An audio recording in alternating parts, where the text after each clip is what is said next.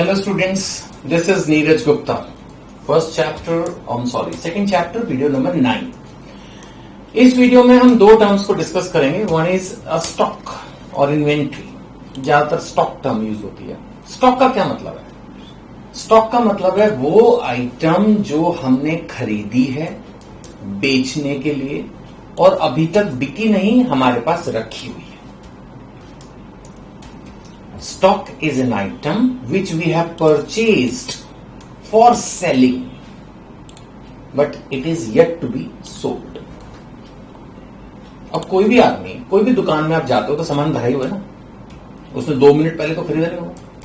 इसका मतलब कोई भी ट्रेडर, मैंने पिछली वीडियो में भी ट्रेडर वर्ड समझाया था, कोई भी ट्रेडर होगा तो उसको कुछ स्टॉक तो रखना पड़ेगा, खरीद के. अब आप किसी भी साड़ी की शॉप में जाओगे तो इतनी सारी साड़ियां रखी होती हैं. स्वेटर्स खरीदने जाओ इतने सारे, शूज खरीदने जाओ इतने सारे, कोई भी चीज खरीदने जाते हो, मोबाइल वाले के पास भी इतने सारे मोबाइल्स होते हैं, सारे थोड़ी बिक जाते हैं सामने. इसका मतलब हर रात को अगर देखा जाए तो उसके पास एक स्टॉक रखा हुआ है जिसकी एक वैल्यू है. नहीं, ये करंट एसेट है. दैट इज कॉल्ड स्टॉक, यानी वो आइटम जो हम बेचने के लिए रखते हैं. राइट. अब आप बोलोगे सर मैन्युफैक्चरर का क्या होगा? अब मैन्युफैक्चरर का जहां तक सवाल है उसके पास तो 3 तरह का स्टॉक होता है. मैन्युफैक्चरर जो होता है उसके पास तो 3 तरह का स्टॉक होता है. सबसे पहला वो रॉ मटेरियल. रॉ मटेरियल का मतलब जो उसने खरीदा जिससे अब वो मैन्युफैक्चरिंग करेगा. Raw material. तो कितना सारा raw material as it is अभी पड़ा होता होगा कि वो यूज होना है मैन्युफैक्चरिंग के लिए, हुआ नहीं. तो रॉ मटेरियल का भी स्टॉक है उसके पास हर रोज शाम को. नहीं, अगर वो रोज शाम को हिसाब लगाए बैठ के कंप्यूटराइज्ड, तो उसके पास काफी सारा स्टॉक निकलेगा, काफी सारी वैल्यूएबल एसेट है एक तरह से उसकी, वो रॉ मटेरियल. अगर मैन्युफैक्चरिंग प्रोसेस लंबा है, मैं तो कहता हूं 2-3 दिन का भी है, तो भी हर रात को काफी सारा ऐसा रॉ मटेरियल होगा जो अभी वर्क इन प्रोग्रेस है, यानी जिस पर अभी मैन्युफैक्चरिंग हो रही है, माल बन के तैयार नहीं हुआ. इसको बोलते हैं, क्या बोलते हैं, याद रखना, वर्क इन प्रोग्रेस, यानी अभी काम चल रहा है. It is during manufacturing process. तो ये दूसरी तरह का स्टॉक हो गया. और तीसरा जो बनकर तैयार है, अभी बिका नहीं, चाहे डीलर को ही बेचना है, बट बेचना तो है ना. तो ऐसा तो है नहीं कि एक पीस बनते ही आगे भेज देगा, एक्यूमुलेट करेगा फिर ट्रक में डाल के भेजेगा, यूजुअली जैसे भी जो भी सिस्टम.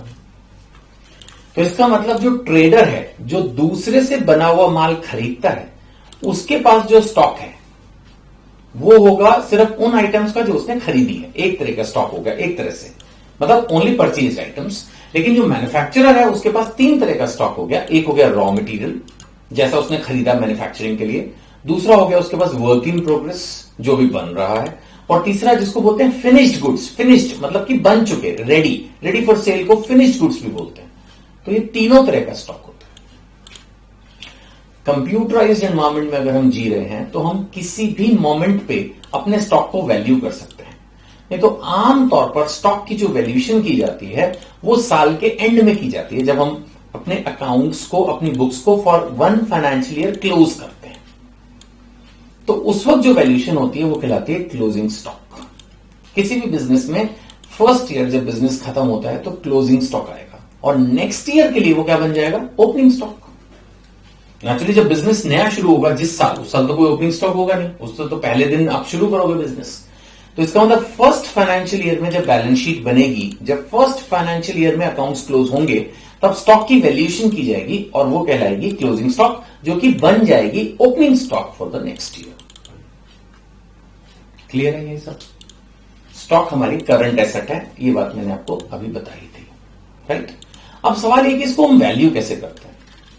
भाई स्टॉक की जो खरीद है वही हमारी वैल्यू. और क्या, अगर हमारे पास कोई ऐसा सिस्टम हो कि हम उसका मार्केट प्राइस क्विकली कैलकुलेट कर सकें, तब अकाउंटिंग रूल कहता है कि जो उसका प्राइस है, परचेज प्राइस, एक्विजिशन प्राइस, या तो वो एक्चुअल प्राइस ले लो जितने में आपने लिया, या अगर उसका मार्केट प्राइस आप कैलकुलेट कर सकते हो इजीली और करेक्टली, तो फिर that which ever is less.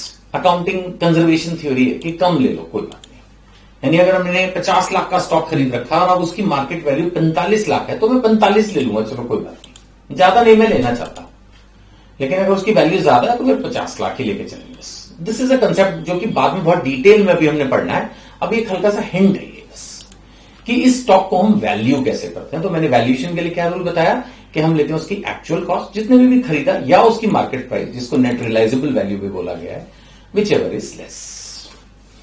सो मेरे ख्याल से अब आप इसको इजीली पढ़ सकते हैं। Stock, it's business goods kept for sale, it can be raw material also. Opening stock, closing stock के मैंने कंसेप्ट बता दिया आपको। 3 काइंड्स ऑफ स्टॉक में stock of finish goods which are ready, बेचने के लिए रेडी हैं, खरीदे हैं तो भी, आपने खुद बनाए तो भी। Stock of raw material and work in progress, जो अभी मैन्युफैक्चरिंग प्रोसेस से गुजर रहा है। Stock is shown in the balance sheet as current asset and it is valued at cost. Cost का मतलब परचेज प्राइस, जितने में खरीदा, और नेट रियलाइजेबल वैल्यू यानी market price whichever is low. ठीक है, चलो नेक्स्ट कंसेप्ट पे चलते हैं। नेक्स्ट कंसेप्ट है हमारा ट्रेड रिसीवेबल्स।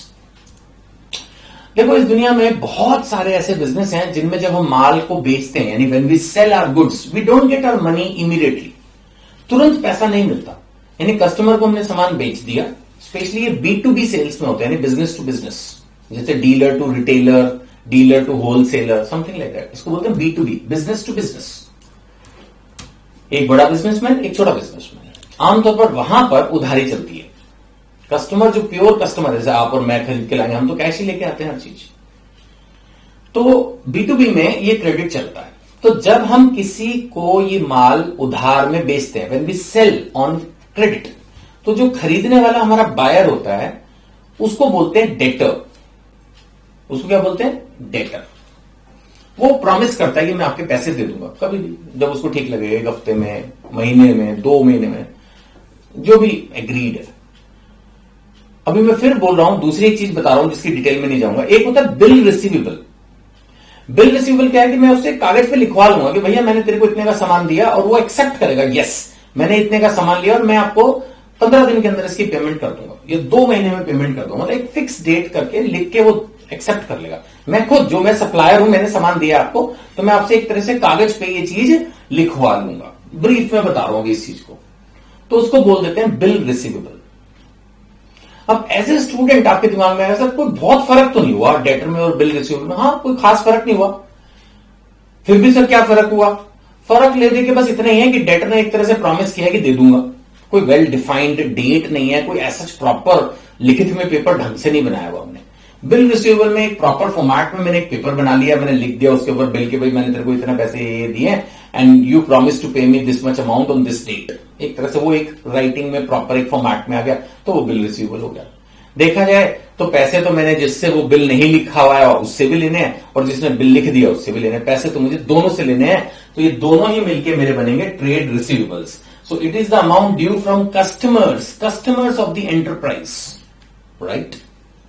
जो माल मैं बेचता हूं अपने बिजनेस में, ये फिर वहीं चला गया कंसेप्ट ऑपरेशंस। जो रूटीन में मेरी बिजनेस एक्टिविटी है उसके अंदर जो मैं चीजें बेच रहा हूं, उसमें अगर मुझे पैसे अभी पूरे नहीं मिले तो वो बन जाएंगे मेरे ट्रेड यानी बिजनेस से रिलेटेड रिसीवेबल्स। रिसीवेबल, जो पैसा मेरे पास आना है।